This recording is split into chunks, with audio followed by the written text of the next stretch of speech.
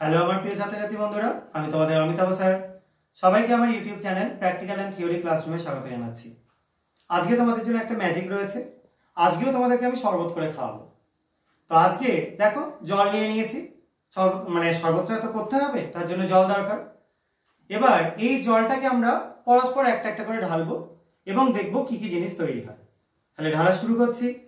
প্রথমটা নিয়ে ঢেলে দিচ্ছি জলটা নিয়ে ফার্স্ট স্টেপটার মধ্যে। দেখো, দুধ তৈরি হয়ে গেল।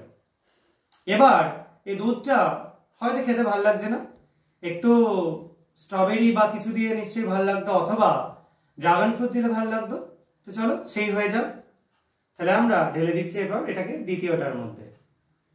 এবার নিশ্চয়ই খেতে ভালো লাগবে, তাই না?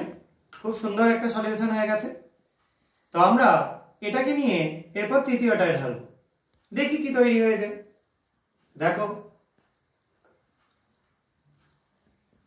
কি, এবার নিশ্চয়ই আরো ভালো লাগবে। তার মানে এটা বোধহয় আরো অন্য কিছু এসে জুড়ে গেল। খুব সুন্দর একটা কালার তৈরি হয়ে গেছে।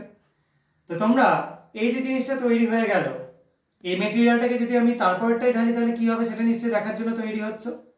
তো তৈরি হয়ে যাও। এবার এইটাকে নিয়ে আমরা ঢেলে দেবো তারপরেরটা। দেখো কি হয়ে যায়।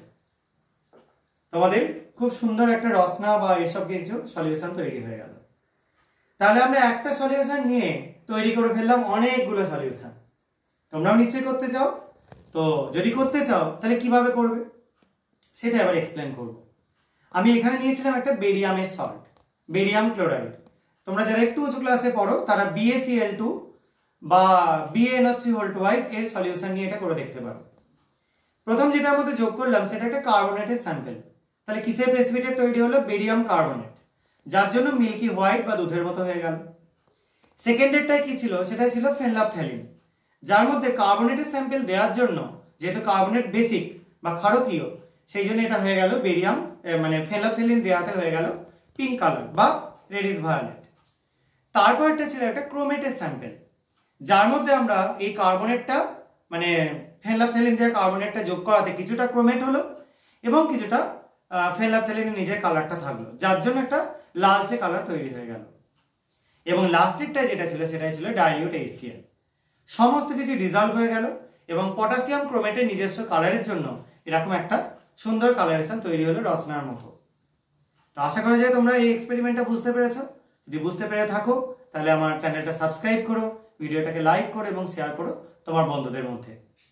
আর যদি কারো কোনো কনফিউশন থাকে তাহলে তো কমেন্ট সেকশন রইলই, সেখানে তোমরা কমেন্ট করে জানতে পারো যে কি সমস্যা আছে।